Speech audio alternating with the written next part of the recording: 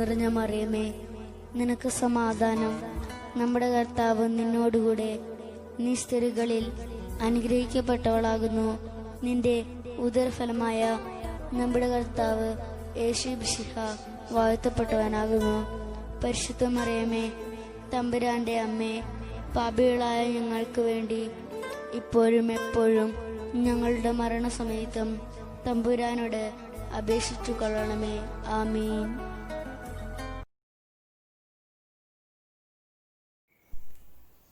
ഈശോ മിശിഹായിക്ക് സ്തുതിയായിരിക്കട്ടെ. ഈശോയിൽ പ്രിയ കുഞ്ഞുമക്കളെ, എല്ലാവരും സന്തോഷമായും സുഖമായിരിക്കുന്നു എന്ന് വിശ്വസിക്കുന്നു. പിന്നീട് നമ്മുടെ ക്ലാസ്സുകളെല്ലാം മുന്നോട്ട് പോയിക്കൊണ്ടിരിക്കുകയാണ്. 8ാമത്തെ ലെസണിലേക്ക് നമ്മൾ പ്രവേശിക്കുകയാണ്. സഭാ ചരിത്രമാണ് നമ്മൾ പഠിച്ചുകൊണ്ടിരിക്കുന്നത്. അക്കാര്യം നിങ്ങൾ മറക്കരുത്. എത്രാമത്തെ ഭാഗമാണിത്? 3ാമത്തെ ഭാഗം. ഈ സഭാചരിത്രത്തിൽ കഴിഞ്ഞ ക്ലാസ്സിൽ നമ്മൾ പഠിച്ചത് എന്താണ്? വിവിധ സുനഹദോസുകളെ കുറിച്ചാണ് നമ്മൾ പഠിച്ചത്.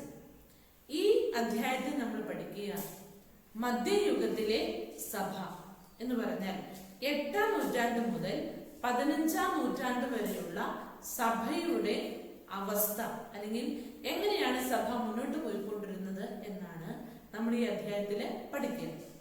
ഇതിൽ പ്രധാനമായും സഭയും രാഷ്ട്രവും, സഭയും ഫ്യൂഡലിസവും, ഇരുണ്ട യുഗവും നവോത്ഥാനവും, ശിക്ഷണ നടപടികൾ, കുരിശു യുദ്ധങ്ങൾ, മാർപ്പാപ്പമാർ അവിഞ്ഞോണിൽ, ഇത്രയും കാര്യങ്ങളാണ് ഈ അധ്യായത്തിൽ പ്രധാനമായും നമ്മൾ ചർച്ച ചെയ്യുക.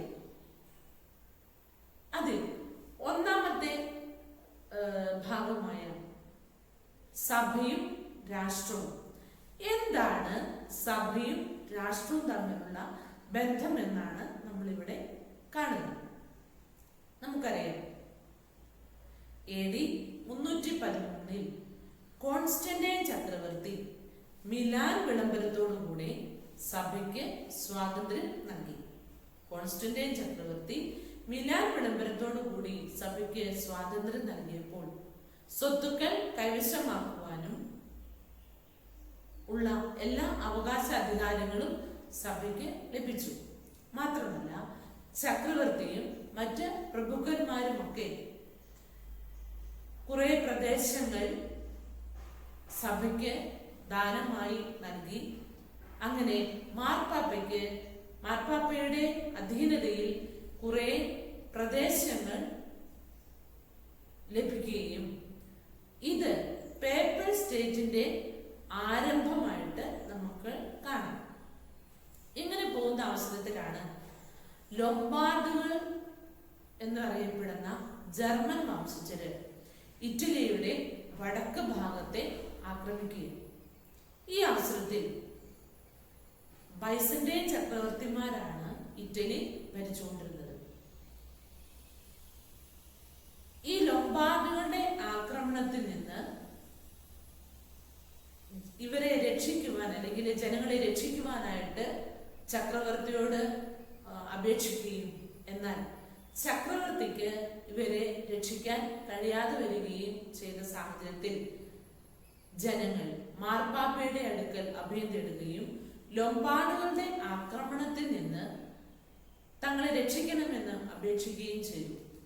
മാർപ്പാപ്പ ഇവരുടെ അപേക്ഷയെ സ്വീകരിക്കുകയും അദ്ദേഹം ലൊംബാർഡുകളെ ചേർത്ത് തോൽപ്പിക്കുകയും, അല്ലെങ്കിൽ ലൊംബാർഡുകളുടെ ആക്രമണത്തിൽ നിന്ന് ഈ ജനതയെ സംരക്ഷിക്കുകയും ചെയ്തപ്പോൾ മാർപ്പാപ്പയ്ക്ക് വളരെയധികം സ്വാധീനം ഇറ്റലിയിൽ വർദ്ധിച്ചു വരികയാണ് ഉണ്ടായത്. പിന്നീട് ലയോ 3ാമൻ ചക്രവർത്തി സഭയുടെ ആത്മീയ കാര്യങ്ങളിൽ വളരെയധികം കൈകടത്തലുകൾ നടത്തുകയുണ്ടായി. വിഗ്രഹാരാധനയെ ഭയന്ന് രൂപങ്ങൾ ഉണ്ടാക്കുവാനോ വണങ്ങുവാനോ പാടില്ല, ഉള്ള രൂപങ്ങളെല്ലാം നശിപ്പിക്കുക, ഇങ്ങനെയുള്ള ഒരു രീതിയിലേക്ക് ലയോ 3ാമൻ മാർപ്പാപ്പ കടന്നു വന്നപ്പോൾ ലയോ 3ാമൻ ചക്രവർത്തി ഇങ്ങനെ ഒരു തീരുമാനത്തിലേക്ക് വന്നപ്പോൾ മാർപ്പാപ്പ ഇതിനെതിരായിട്ട് അല്ലെങ്കിൽ ഈ ഒരു രീതിയെ എതിർക്കുകയും ചെയ്തു.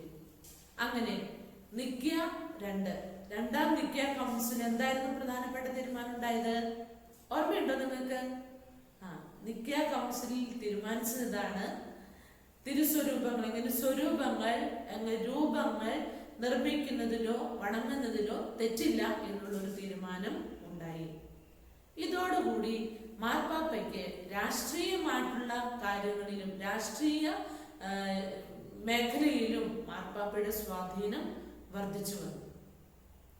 വീണ്ടും ലൊംബാർഡുകളുടെ ആക്രമണം ഉണ്ടാവുകയും മാർപ്പാപ്പ ഈ അവസരത്തിൽ ഫ്രാൻസിലെ രാജാവായ പെപ്പിനെയാണ് തങ്ങളെ രക്ഷിക്കുവാൻ വേണ്ടി പെപ്പിന്റെ അടുക്കൽ അഭ്യർത്ഥനയുമായി എത്തുകയും പെപ്പിൻ മാർപ്പാപ്പയുടെ അഭ്യർത്ഥനയെ സ്വീകരിക്കുകയും അങ്ങനെ ലൊംബാർഡുകളുടെ ആക്രമണത്തെ ചെറുത്ത് തോൽപ്പിക്കുകയും ചെയ്തു.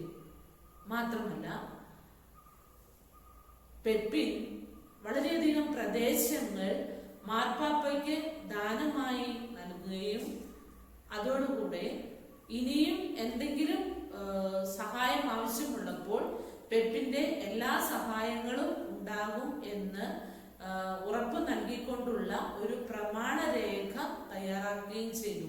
ഇതിനെയാണ് പെപ്പിന്റെ ദാനം എന്ന് പറയുക. അപ്പോൾ ഫ്രാൻസിലെ രാജാവായ പെപ്പിൻ വളരെയധികം സഹായ മനസ്കതയോടുകൂടി മാർപ്പാപ്പയോട് ഇടപെടുകയും അങ്ങനെ പേപ്പൽ സ്റ്റേറ്റ് അല്ലെങ്കിൽ ഈ മാർപ്പാപ്പയുടെ അധീനതയിലുള്ള സ്ഥലങ്ങളെല്ലാം കേന്ദ്രീകരിച്ചുകൊണ്ട് പേപ്പൽ സ്റ്റേറ്റ് ആരംഭിക്കുകയും അതിന്റെ എല്ലാ അവകാശാധികാരങ്ങളും മാർപ്പാപ്പയ്ക്ക് നൽകുകയും ചെയ്തു. ഈ പെപ്പിന്റെ മകനായ ചാർലിമെയിൻ ചക്രവർത്തി പിന്നീട് അധികാരത്തിൽ വരികയും ചാർലിമെയിനും സഭയും എന്നുള്ള ചെറിയ ഖണ്ഡിക നമ്മൾ കാണുന്നുണ്ട്. പെപ്പിന്റെ മകനായ ചാർലിമെയിൻ വളരെയധികം ഔദാര്യത്തോടു കൂടി അല്ലെങ്കിൽ മാർപ്പാപ്പയിലെ സഭയും രാഷ്ട്രവും തമ്മിൽ വളരെ നല്ലൊരു ബന്ധം പുലർത്തിക്കൊണ്ട് പോകുവാൻ ആഗ്രഹിക്കുകയും അതിന് നേതൃത്വം കൊടുക്കുകയും ചെയ്ത രാജാവാണ് ചാർലിമെയിൻ.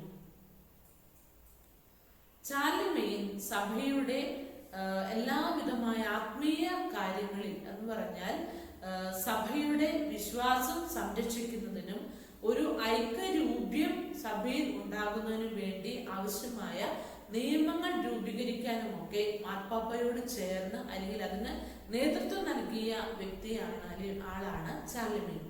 അപ്പോൾ മാർപ്പാപ്പയും ഈ ചക്രവർത്തി രാജാവും തമ്മിൽ വളരെയധികം നല്ലൊരു ബന്ധം ഉണ്ടാവുകയും ലയോ മൂന്നാമൻ മാർപ്പാപ്പ ചാർലിമെയിന്റെ എല്ലാവിധമായിട്ടുള്ള അധികാരത്തെ പൂർണ്ണമായി അംഗീകരിക്കുകയും അദ്ദേഹത്തെ ചക്രവർത്തിയായി കിരീടം ധരിപ്പിക്കുകയും ചെയ്തു. ഇത് നഷ്ടപ്പെട്ടു പോയ റോമൻ സാമ്രാജ്യത്തിന്റെ പുനരുദ്ധാരണമായിട്ട് മാറി. മാത്രമല്ല, യൂറോപ്പ് മുഴുവനിലും മാർപ്പാപ്പയ്ക്കും അതുപോലെ ചക്രവർത്തിക്കുമുള്ള സ്വാധീനം വളരെയധികം വർദ്ധിക്കുകയും ചെയ്തു. വളരെ നല്ല ഒരു ഉദ്ദേശത്തോടു കൂടിയാണ് പേപ്പൽ സ്റ്റേറ്റ് ആരംഭിച്ചത്. കാരണം മാർപ്പാപ്പയ്ക്ക് സഭയുടെ ആത്മീയ കാര്യങ്ങളിലും അതുപോലെ തന്നെ രാഷ്ട്രീയമായിട്ടുള്ള കാര്യങ്ങളിലുമുള്ള എല്ലാ അവകാശ അധികാരങ്ങളും ലഭിക്കുകയുണ്ടായി. എന്നാൽ പിന്നീട് ഈ ആത്മീയ കാര്യങ്ങളിൽ നിന്ന് വിട്ട് ഭൗതിക മേഖലയിലേക്ക് കൂടുതൽ ശ്രദ്ധിക്കുന്ന ഒരു അവസ്ഥ സഭയിൽ കടന്നുകൂടിയതായിട്ട് നമുക്ക് കാണാനായിട്ട് കഴിയും. അപ്പോൾ മാർപ്പാപ്പ ആകാനുള്ളവർക്ക് വേണ്ടിയിട്ടുള്ള വലിയ ഒരു ബഹളം തന്നെ അല്ലെങ്കിൽ ഒരു മത്സരം തന്നെ ഉണ്ടാകുന്നതായിട്ട് നമുക്ക് സഭാ ചരിത്രത്തിൽ നമുക്ക് കാണാനായിട്ട് കഴിയും. അപ്പോൾ ഈ ഒരു കാലഘട്ടത്തിൽ വളരെ നല്ല ഉദ്ദേശത്തോടു കൂടി ആരംഭിച്ച പേപ്പൽ സ്റ്റേറ്റ് അതിലെ രീതികളിൽ മാനുഷികമായിട്ടുള്ള വശങ്ങൾ കടന്നു വന്നു എന്നുള്ളത് നമുക്ക് നമുക്ക് ഈ ഒരു സാഹചര്യത്തിൽ കൂടുതലായിട്ട് മനസ്സിലാക്കാനായിട്ട് കഴിയും. ഇനി അടുത്ത ഒരു പ്രധാനപ്പെട്ട കാര്യം നമ്മൾ മനസ്സിലാക്കുക, സഭയും ഫ്യൂഡലിസവും. സഭയും ഫ്യൂഡലിസവും എന്ന് നമ്മൾ മനസ്സിലാക്കുമ്പോൾ ചാർലമേ ചക്രവർത്തിയുടെ മരണത്തിന് ശേഷം ഏകദേശം 200 വർഷത്തോളം സഭയുടെ ഒരു ഇരുളടഞ്ഞ കാലഘട്ടമായിട്ട് നമുക്ക് കാണാനായിട്ട് കഴിയും. എന്നാൽ കാരണം വളരെയധികം പ്രതിസന്ധികളിലൂടെ, പ്രയാസങ്ങളിലൂടെ സഭ കടന്നു പോകേണ്ടി വന്ന അവസ്ഥയായിരുന്നു ഈ ഒരു കാലഘട്ടം. ഫ്യൂഡലിസം വളരെ ശക്തമായതോടുകൂടി റോമൻ സാമ്രാജ്യം ചെറിയ ചെറിയ രാജ്യങ്ങളായിട്ട്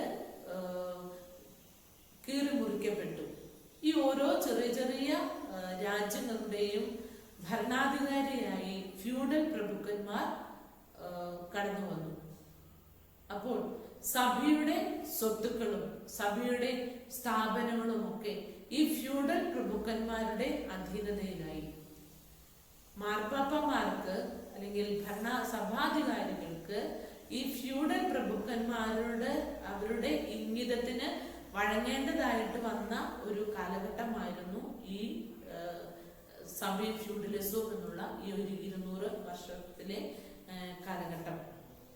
അപ്പോൾ ഫ്യൂഡൽ പ്രഭുക്കന്മാര് അവരുടെ ഇംഗിതത്തിനനുസരിച്ച് സഭയുടെ സ്വത്തുക്കൾ കൈകാര്യം ചെയ്യുകയും അങ്ങനെ സഭയുടേതായിട്ടുള്ള എല്ലാ അവകാശ അധികാരങ്ങളും നഷ്ടപ്പെടുകയും മാർപ്പാപ്പന്മാർ ഫ്യൂഡൽ പ്രഭുക്കന്മാരുടെ ഒരു ഇംഗിതത്തിന് വഴങ്ങേണ്ടി വന്ന ഒരു അവസ്ഥയിലേക്ക് കടന്നു വന്ന ഒരു സാഹചര്യമാണ് ഈ സഭയും ഫ്യൂഡലിസവും എന്നുള്ള ഈ ഒരു ഭാഗത്ത് നമുക്ക് കാണാനായിട്ട് കഴിയുക. എന്ന് പറഞ്ഞാൽ സഭയുടെ ആത്മീയമായിട്ടുള്ള എല്ലാ തലങ്ങളിലും അല്ലെങ്കിൽ ഭൗതികമായിട്ടുള്ള എല്ലാ തലങ്ങളിലും ഈ ഫ്യൂഡൽ പ്രഭുക്കന്മാരുടെ വലിയൊരു ആധിപത്യം ഉണ്ടായതോടുകൂടി സഭയുടെ ആത്മീയമായിട്ടുള്ള കാഴ്ചപ്പാടിൽ തന്നെ മാറ്റങ്ങൾ വന്നിട്ടുള്ളതായിട്ട് നമുക്ക് കാണാനായിട്ട് കഴിയും. ഇത് സഭയുടെ മുന്നോട്ടുള്ള വളർച്ചയിലെ ഒരു ഇരുളടഞ്ഞ കാലഘട്ടമായിട്ട് ഇതിനെ നമ്മൾ കാണുന്നു. ഇതാണ് സഭയും ഫ്യൂഡലിസവും. അപ്പോൾ ഇനി അടുത്ത നമ്മൾ കാണുക മധ്യയുഗത്തിലെ സഭയുടെ നവോത്ഥാനം. നമുക്കറിയാം ഈ ഫ്യൂഡലിസത്തിന്റെ വളർച്ചയിൽ സഭ വളരെയധികം ഒരു തകർച്ചയുടെ അനുഭവത്തിലേക്ക് കടന്നു പോകുമ്പോൾ അല്ലെ ആത്മീയത നഷ്ടപ്പെട്ട് ഭൗതികതയിലേക്ക് കൂടുതൽ ശ്രദ്ധ പുലർത്തിക്കൊണ്ട് ആ ഒരു സഭയുടെ തന്നെ മാനുഷിക വശങ്ങൾക്ക് കൂടുതൽ പ്രാധാന്യം വന്നു. എങ്കിലും സഭയ്ക്ക് ഒരു ദൈവികമായിട്ടുള്ള ഒരു കരം സഭയോടൊപ്പം ഉണ്ടായിരുന്നത് കൊണ്ട് സഭ എല്ലാ പ്രതിസന്ധികളെയും ചെറുത്ത് നിന്നു എന്ന് നമുക്ക് കാണാനായിട്ട് കഴിയും. ഈ ഒരു ഇരുണ്ട കാലഘട്ടത്തിൽ നിന്ന് ഒരു നവോത്ഥാനത്തിലേക്ക്, ഒരു നവീകരണത്തിലേക്ക് സഭയെ കൊണ്ടുവരുവാൻ വേണ്ടി പ്രത്യേകമായിട്ട് പരിശ്രമിച്ചത് അല്ലെങ്കിൽ അതിന് ആദ്യം നേതൃത്വം കൊടുത്തത് സന്യാസ പ്രസ്ഥാനങ്ങളായിരുന്നു എന്ന് നമുക്ക് കാണാനായിട്ട് കഴിയും.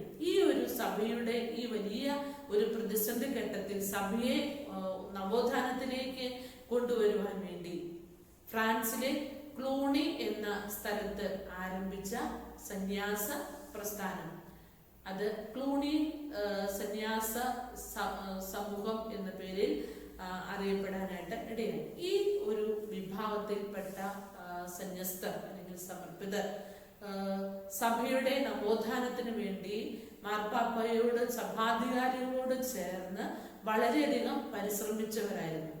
മാത്രമല്ല അവര് വളരെ കർക്കശമായിട്ടുള്ള നിയമങ്ങളിലൂടെ ആ കർക്കശമായ ജീവിത രീതികൾ പിന്തുടർന്നുകൊണ്ട് മറ്റു പ്രവർത്തനങ്ങളെക്കാൾ ഉപരി പ്രാർത്ഥനയിലൂടെയും അതുപോലെ തന്നെ ധ്യാനത്തിലൂടെയും ആത്മീയമായിട്ടുള്ള പ്രവർത്തനങ്ങളിലൂടെയും ഒരു വലിയൊരു നവീകരണം സഭയിൽ ഉണ്ടാക്കുവാൻ വേണ്ടി ശ്രമിച്ചവരാണ് ഈ ഒരു സന്യാസ പ്രസ്ഥാനം. പിന്നീട് ഇവരുടെ ഈ ഒരു നവീകരണ പ്രവർത്തനങ്ങളോട് ചേർന്ന് തന്നെ മാർപ്പാപ്പന്മാരും നവീകരണ ശ്രമങ്ങൾക്കായിട്ട് ശ്രമിക്കാനായിട്ട് തുടങ്ങി. നമ്മുടെ പിന്നെ ലിയോ ഒമ്പതാമൻ മാർപ്പാപ്പയുടെ നേതൃത്വത്തിൽ സഭയുടെ നവീകരണത്തിന് വേണ്ടിയുള്ള ശ്രമങ്ങൾ അദ്ദേഹം നടത്തുകയും അങ്ങനെ സഭയെ ഇങ്ങനെ ഒരു തകർന്നു പോയ അവസ്ഥയിൽ നിന്ന് മുന്നോട്ട് കൊണ്ടുപോകുവാൻ വേണ്ടി വളരെയധികം യത്നിക്കുകയും ചെയ്തു. ഈ കാലഘട്ടത്തിൽ തന്നെ മറ്റു പല സന്യാസ സമൂഹങ്ങളും ആരംഭിക്കുകയുണ്ടായി. എന്ന് പറഞ്ഞാൽ സഭയുടെ നവോത്ഥാനത്തിന് വേണ്ടി, സഭയെ മുന്നോട്ട് കൊണ്ടുപോകുവാൻ വേണ്ടി ധാരാളം സന്യാസ സമൂഹങ്ങൾ ഈ കാലഘട്ടത്ത് ഉണ്ടായി. വിശുദ്ധ ഫ്രാൻസിസ് അസീസി നവോത്ഥാനത്തിന് വേണ്ടി കടന്നു വന്നു. അതുപോലെ തന്നെ വിശുദ്ധ ബെർണാഡ്, വിശുദ്ധ ക്ലാര, വിശുദ്ധ ഡൊമിനിക്, ഈ വിശുദ്ധരുടെ എല്ലാം വളരെയധികം പ്രാർത്ഥനയുടെയും തപശ്ചര്യയുടെയും പ്രവർത്തനങ്ങളുടെയും ഫലമായിട്ട് സഭയിൽ വലിയൊരു മാറ്റം ഉണ്ടാകുന്നതിന് ഇടയായി. ഇതാണ് മധ്യയുഗത്തിലെ സഭയുടെ നവോത്ഥാനം എന്നുകൊണ്ട് നമ്മൾ അർത്ഥമാക്കുക. എന്ന് പറഞ്ഞാൽ വളരെയധികം പ്രതിസന്ധികളിലൂടെ കടന്നുപോയ സഭയെ വീണ്ടും ഉന്നതിയിലേക്ക് കൊണ്ടുവരുവാൻ വേണ്ടി കഠിനമായി പരിശ്രമിക്കുവാൻ മുന്നോട്ട് വന്ന വിവിധ സന്യാസ സമൂഹങ്ങളും വിശുദ്ധരായിട്ടുള്ള സന്യസ്തരെ അല്ലെങ്കിൽ ഫ്രാൻസിസ് അസീസിയെ പോലുള്ള വിശുദ്ധരുടെ ആവിർഭാവവും ഒക്കെ ഈ ഒരു നവോത്ഥാനത്തിന് വഴിതെളിച്ചു എന്ന് നമുക്ക് കാണാനായിട്ട് കഴിയും. സഭ നവീകരണത്തിന് വേണ്ടി അല്ലെങ്കിൽ സഭയുടെ ഇപ്പോഴത്തെ ഈ ഒരു വലിയ പ്രതിസന്ധി ഘട്ടങ്ങളിൽ നിന്ന് സഭയെ മുന്നോട്ട് നയിക്കുവാൻ വേണ്ടി തുടങ്ങിയ ഒന്നാണ് അടുത്തത് നമ്മൾ പഠിക്കുക, ശിക്ഷണ നടപടികൾ. സഭാ നവീകരണത്തിന് വേണ്ടി ആരംഭിച്ച ശിക്ഷണ നടപടികൾ ഇൻക്വിസിഷൻ എന്ന പേരിലാണ് അറിയപ്പെടുക.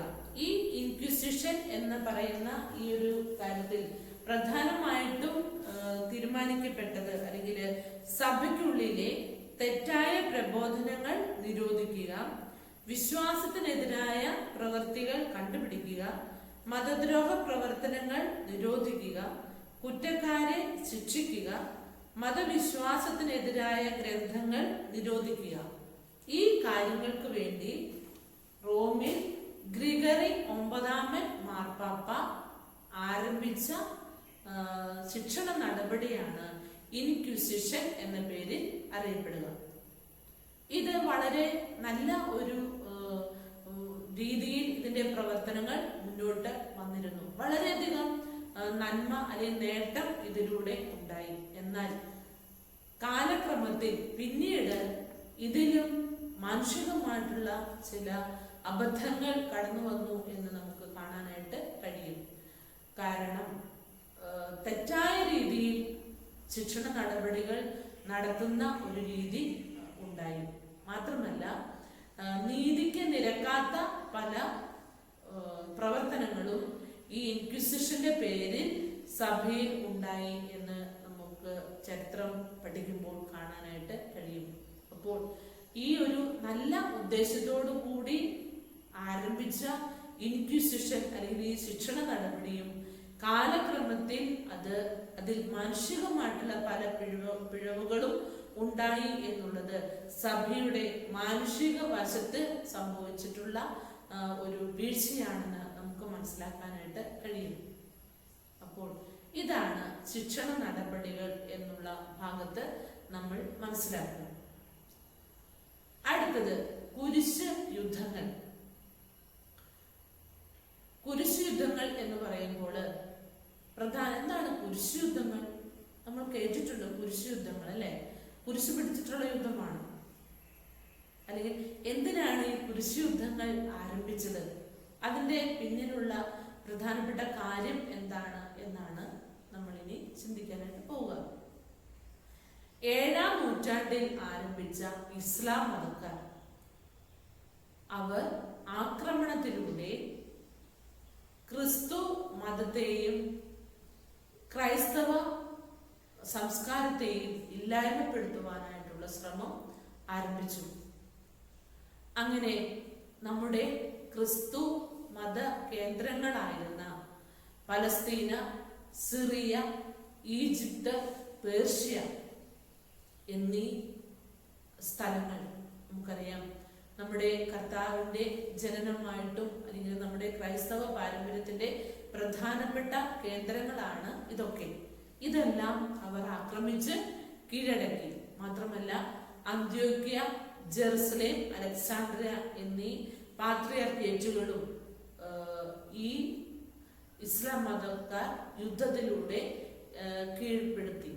അങ്ങനെ നമ്മുടെ വിശ്വാസത്തിന്റെ പ്രധാനപ്പെട്ട കേന്ദ്ര ഭാഗങ്ങളെല്ലാം ഇസ്ലാം മതക്കാർ കീഴ്പ്പെടുത്തിയപ്പോൾ അതിനെതിരെ അല്ലെങ്കിൽ ഈ നമ്മുടെ കർത്താവിന്റെ കല്ലറയും അതുപോലെ തന്നെ നമ്മുടെ പ്രധാനപ്പെട്ട വിശുദ്ധ കേന്ദ്രങ്ങളും തിരിച്ചു പിടിക്കുക എന്നുള്ള ഉദ്ദേശത്തോടു കൂടി പാശ്ചാത്യ യൂറോപ്പിലെ ക്രിസ്തുമത വിശ്വാസികള് മാർപ്പാപ്പായുടെ അനുവാദത്തോടും അനുഗ്രഹാശിസോടോടും കൂടിയിട്ട് ഈ ഇസ്ലാം മതക്കാർ പിടിച്ചെടുത്ത സ്ഥലങ്ങൾ തിരിച്ചു പിടിക്കുക എന്ന ഉദ്ദേശത്തോടു കൂടി ആരംഭിച്ച അല്ലെങ്കിൽ ഇസ്ലാം മതത്തിനെതിരായിട്ട് നടത്തിയ യുദ്ധങ്ങളാണ് കുരിശ് യുദ്ധങ്ങൾ എന്ന പേരിൽ അറിയപ്പെടുക.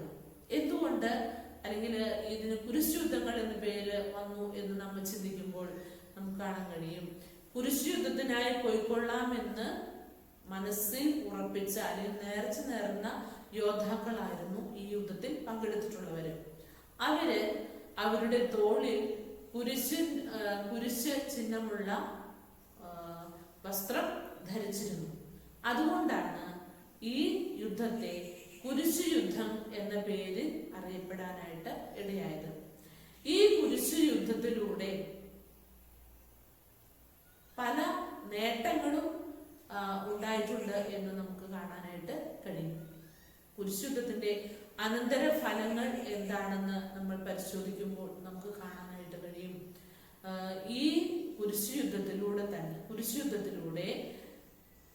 ഇസ്ലാം മതക്കാർ പിടിച്ചെടുത്ത സ്ഥലങ്ങൾ അല്ലെങ്കിൽ ആ ഒരു ഭൂപ്രദേശങ്ങൾ തിരിച്ചു പിടിക്കാനായിട്ട് ഇവർക്ക് കഴിഞ്ഞു. വിശുദ്ധ സ്ഥലങ്ങള് മോചിക്കപ്പെട്ടു. അതുപോലെ തന്നെ 1095 മുതൽ 1272 വരെ 8 കുരിശുയുദ്ധങ്ങളാണ് പ്രധാനമായിട്ടും ഉണ്ടായിട്ടുള്ളത്. ഈ കുരിശുയുദ്ധങ്ങളുടെ അനന്തരഫലങ്ങളില് അവർ പിടിച്ചെടുത്ത വിശുദ്ധ സ്ഥലങ്ങൾ തിരിച്ചു പിടിക്കാനായിട്ട് ഈ കുരിശുയുദ്ധക്കാർക്ക് കഴിഞ്ഞതോടുകൂടി തങ്ങളുടെ ആത്മവിശ്വാസം വർദ്ധിക്കുന്നതിന് ഇടയായിട്ടുണ്ട്. അതുപോലെ തന്നെ 1241 ജെറുസലേം ലത്തീൻ സാമ്രാജ്യം പുനരുദ്ധരിക്കപ്പെട്ടു.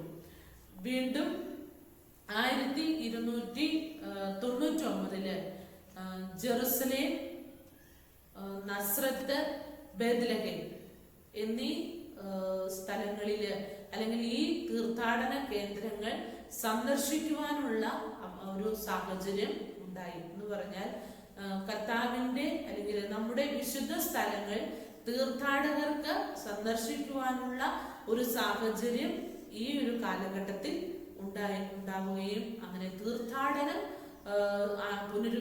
പുനരാരംഭിക്കുകയും ചെയ്തു. അതുപോലെ തന്നെ ഈ ഒരു സാഹചര്യത്തിലാണ് അല്ലെങ്കിൽ തീർത്ഥാടനത്തിനുള്ള ഒരു സൗകര്യം ഒരുക്കിയതോടുകൂടി തന്നെ പൗരസ്ത്യ നാടുകളുമായിട്ട് പൗരസ്ത്യ സഭകളുമായിട്ടും ഉള്ള ഒരു ബന്ധം പാശ്ചാത്യ സഭയ്ക്ക് ഉണ്ടാവുന്നതിന് ഇതുമൂലം കാരണമായി. അപ്പോൾ പൗരസ്ത്യ സഭകളുമായിട്ട് അല്ലെങ്കിൽ പൗരസ്ത്യ നാടുകളുമായിട്ട് വ്യാപാര ബന്ധം ആരംഭിക്കുകയും അതുപോലെ തന്നെ പൗരസ്ത്യ സഭകളുമായിട്ടുള്ള ഒരു ബന്ധം പാശ്ചാത്യ സഭയ്ക്ക് ഉണ്ടാവുകയും ചെയ്തു എന്നുള്ളത് കുരിശുയുദ്ധത്തിന്റെ ഒരു നേട്ടമായിട്ട് നമുക്ക് കാണാനായിട്ട് കഴിയും. അങ്ങനെ നമ്മുടെ പ്രധാനപ്പെട്ട കേന്ദ്രങ്ങൾ, വിശ്വാസ കേന്ദ്രങ്ങൾ അല്ലെങ്കിൽ നമ്മുടെ പ്രധാനപ്പെട്ട ആരാധനാപരമായിട്ടുള്ള കേന്ദ്രങ്ങൾ, വിശുദ്ധ സ്ഥലങ്ങൾ തിരിച്ചു പിടിക്കുവാനായിട്ട് ഈ കുരിശുയുദ്ധ യോദ്ധാക്കളുടെ പ്രവർത്തനങ്ങളിലൂടെ സാധിച്ചു എന്നുള്ളത് കുരിശുദ്ധത്തിന്റെ വലിയൊരു നേട്ടമായിട്ട് നമുക്ക് കാണാനായിട്ട് കഴിയും. അതുപോലെ തന്നെ ഈ അല്ലെങ്കിൽ ലത്തീൻ സഭയിൽ കോൺസ്റ്റാന്റിനോപ്പിളിൽ കുരിശുദ്ധക്കാർ ചെയ്തിട്ടുള്ള ചില പ്രവർത്തനങ്ങളുടെ ഫലമായിട്ട് ലത്തീൻ സഭയും ഗ്രീക്ക് സഭയും തമ്മിൽ ഒരു അകൽച്ച ഉണ്ടാകാനായിട്ട് ഇടയായിട്ടുള്ളത് ഇതൊരു നമ്മുടെ കുരിശുദ്ധങ്ങളുടെ വേറൊരു ഫലമായിട്ട് നമുക്ക് കാണാനായിട്ട് കഴിയും. മാത്രമല്ല കുരിശുയുദ്ധത്തിലൂടെ ഉദ്ദേശിച്ച ആ ഒരു ലക്ഷ്യത്തിൽ നിന്ന് വ്യതിചലിച്ചു പോയിട്ടുണ്ട് എന്ന് പറഞ്ഞാൽ നിരപരാധികളായിട്ടുള്ള കുറെ പേരുടെ രക്തം ചിന്തേണ്ട അവസ്ഥ കുരിശുയുദ്ധത്തിലൂടെ വന്നിട്ടുണ്ട് എന്നുള്ളതും നമുക്ക് വിസ്മരിക്കാനായിട്ട് കഴിയുകയില്ല. ഈശോ പഠിപ്പിച്ചിട്ടുള്ള അല്ലെങ്കിൽ ഈശോയുടെ പ്രബോധനങ്ങൾക്ക് ന്യായീകരിക്കാൻ അല്ലെങ്കിൽ പ്രബോധനങ്ങൾക്ക് അനുസരിച്ച് ജീവിക്കേണ്ട ക്രൈസ്തവ വിശ്വാസം പിന്തുടരുന്ന വ്യക്തികൾ അല്ലെങ്കിൽ ഈ പാത പിന്തുടർന്നതിനെ നമുക്കൊരിക്കലും ന്യായീകരിക്കാനായിട്ട് കഴിയുകയില്ല. നമ്മുടെ പ്രധാനപ്പെട്ട ക്രൈസ്തവ വിശ്വാസ പാരമ്പര്യം സംരക്ഷിക്കുവാൻ വേണ്ടി കൂടിയാണ് ഇത് ചെയ്തതെങ്കിൽ കൂടെയും, കാരണം ഈശോ നമ്മളെ പഠിപ്പിച്ച പാതയ്ക്ക് വിപരീതമായിട്ടുള്ള സമീപനങ്ങൾ നമ്മുടെ സഭയുടെ ഭാഗത്തു നിന്ന് അല്ലെങ്കിൽ കുരിശുദ്ധ യോദ്ധാക്കളുടെ ഭാഗത്തു നിന്ന് ഉണ്ടായിട്ടുണ്ട് എന്നുള്ളതും ഈ കുരിശുദ്ധത്തിന്റെ ഒരു അനന്തരഫലമായിട്ട് നമുക്ക് മനസ്സിലാക്കാനായിട്ട് കഴിയും. അപ്പോൾ ഈ കുരിശു യുദ്ധങ്ങളിലൂടെ നമുക്ക് നഷ്ടപ്പെട്ടു പോയ നമ്മുടെ സ്ഥലങ്ങൾ വീണ്ടെടുക്കാൻ കഴിഞ്ഞു എങ്കിലും മറ്റ് പലതരത്തിലുള്ള നമ്മളിൽ നിന്ന് ഈശോ പ്രതീക്ഷിക്കുന്ന അല്ലെങ്കിൽ ഈശോ വിഭാവനം ചെയ്തിട്ടുള്ള ക്രിസ്തു മതത്തിന്റെ പ്രവർത്തനങ്ങൾക്ക് വിപരീതമായിട്ടുള്ള ചില സംഭവ വികാസങ്ങൾ അവിടെ ഉണ്ടായിട്ടുണ്ട് എന്നുള്ളത് നമ്മൾ അംഗീകരിക്കേണ്ടത് ഒരു വസ്തുത കൂടിയാണ്. അടുത്ത് നമ്മൾ ചിന്തിക്കുക മാർപ്പാപ്പമാർ അവിഞ്ഞോണിൽ. എന്താ ഈ മാർപ്പാപ്പമാർ അവിഞ്ഞോണിൽ എന്ന് പറഞ്ഞാൽ? നമുക്കറിയാം, സഭയുടെ ആരംഭം മുതൽ തന്നെ മാർപ്പാപ്പമാർ വസിച്ചിരുന്നത് റോമിലായിരുന്നു. റോം കേന്ദ്രമാക്കിയായിരുന്നു സഭയുടെ പ്രവർത്തനങ്ങൾ മുന്നോട്ട് പോയിക്കൊണ്ടിരുന്നത്. എന്നാൽ പിന്നീട് 1309 മുതൽ 1376 വരെയുള്ള കാലഘട്ടങ്ങളില് ഫ്രാൻസിലെ അവിഞ്ഞോൺ കേന്ദ്രമാക്കി മാർപ്പാപ്പമാർ വസിക്കേണ്ടതായിട്ടുള്ള അവസ്ഥ പല കാരണങ്ങൾ കൊണ്ട് ഉണ്ടായി. ഫ്രാൻസ് വളരെയധികം സഭയുടെ പ്രവർത്തനങ്ങളിൽ വളരെയധികം ശ്രദ്ധ കേന്ദ്രീകരിച്ചു, അല്ലെങ്കിൽ ഫ്രാൻസിന്റെ വലിയൊരു കടന്നുകയറ്റം ഉണ്ടായിരുന്നു എന്ന് നമുക്കറിയാം. മാത്രമല്ല ഇറ്റലി, റോം, ഈ രാജ്യങ്ങൾ തമ്മിലുള്ള പല അരക്ഷിതാവസ്ഥകൾ ഈ ഒരു അവിഞ്ഞോൺ പ്രവാസത്തിലേക്ക് അല്ലെങ്കിൽ അവിഞ്ഞോണിൽ മാർപ്പാപ്പമാർ വസിക്കുന്നതിന് കാരണമായിട്ടുണ്ട് എന്നുകൂടി, അല്ലെങ്കിൽ റോമിൽ നിന്ന് മാർപ്പാപ്പമാർ മാറി താമസിക്കുവാൻ ഇടയായ കാരണങ്ങളാണ് നമുക്ക് കാണാനായിട്ട് കഴിയും. പേപ്പൽ കക്ഷികളായ ഗൾഫ് കുടുംബക്കാരും ഗൾഫ് കുടുംബക്കാരും അതുപോലെ തന്നെ പേപ്പൽ വിരുദ്ധരായ ഗിബല്ലനസ് കുടുംബക്കാരും, ഈ രണ്ട് കുടുംബക്കാർ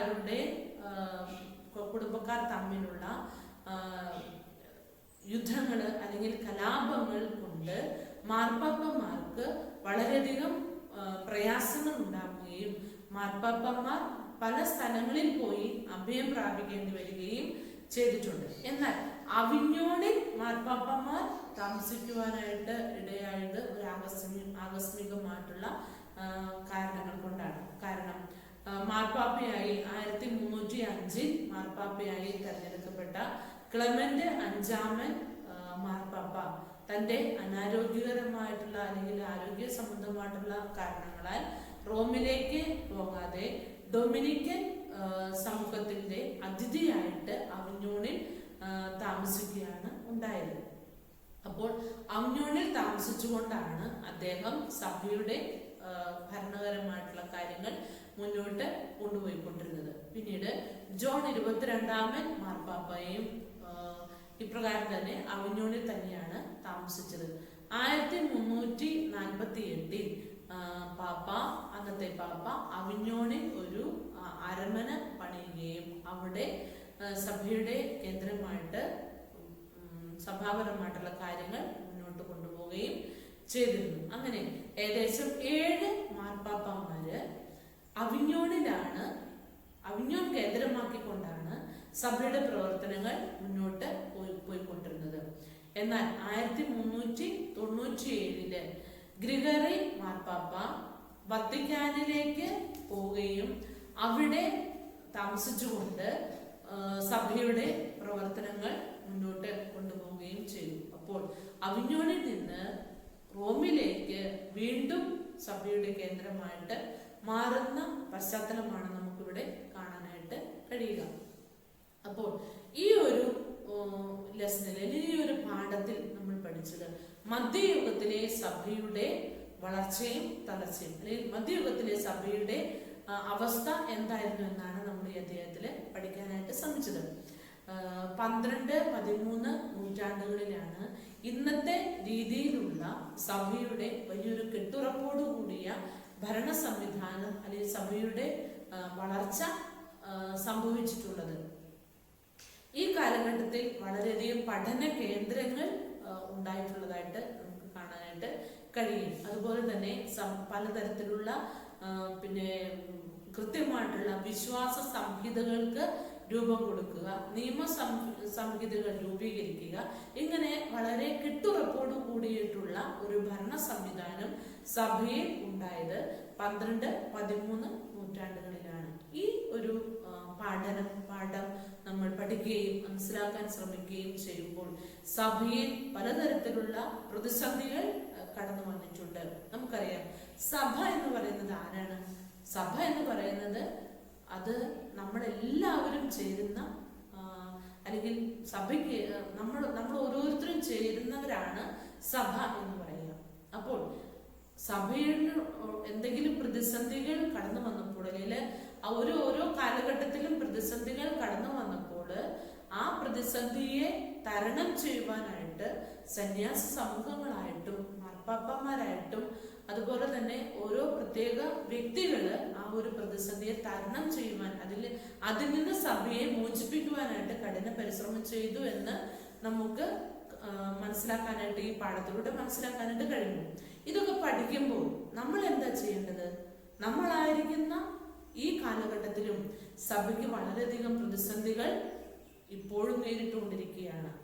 ആ സാഹചര്യത്തിൽ നമ്മൾ നമ്മുടെ പൂർവ്വ പിതാക്കന്മാര് ചെയ്തിട്ടുള്ള മാതൃകയെ നമ്മൾ പിന്തുടരേണ്ടിയിരിക്കുന്നു എന്ന് പറഞ്ഞാൽ, നമ്മളാലാവുന്ന വിധം ഈ പ്രതിസന്ധിയെ തരണം ചെയ്യുവാൻ പ്രാർത്ഥനയിലൂടെയും നമ്മുടെ പ്രയത്നത്തിലൂടെയും ഒക്കെ സഭയുടെ ഉന്നമനത്തിന് വേണ്ടി യത്നിക്കുവാനുള്ള വലിയൊരു ഉത്തരവാദിത്വം നമുക്ക് സഭാ മക്കളായ നമുക്ക് ഓരോരുത്തർക്കും ഉണ്ട് എന്ന് നമ്മളെ ഈ മധ്യയുഗത്തിലെ സഭയുടെ ചരിത്രം നമ്മളെ പഠിപ്പിക്കുകയും നമുക്ക് ഒരു നിർദ്ദേശം നൽകുകയും ചെയ്യുക. അപ്പൊ അതുകൊണ്ട് ഈ സഭാചരിത്രമൊക്കെ നമ്മൾ പഠിക്കുമ്പോൾ സഭയോട് വളരെ സ്നേഹവും കൂറുമുള്ളവരായി, അല്ലെങ്കിൽ സഭയെ വളരെ സ്നേഹത്തോടു കൂടി കാണുകയും സഭയിൽ ഉണ്ടാകുന്ന ഓരോ വീഴ്ചകൾക്കും നമ്മുടേതായ രീതിയിൽ പ്രാർത്ഥനയിലൂടെയും പരിശ്രമത്തിലൂടെയും സഭയെ വളർത്തുവാനുള്ള വലിയൊരു ഉത്തരവാദിത്വം ഏറ്റെടുക്കുവാൻ നിങ്ങൾക്ക് എല്ലാവർക്കും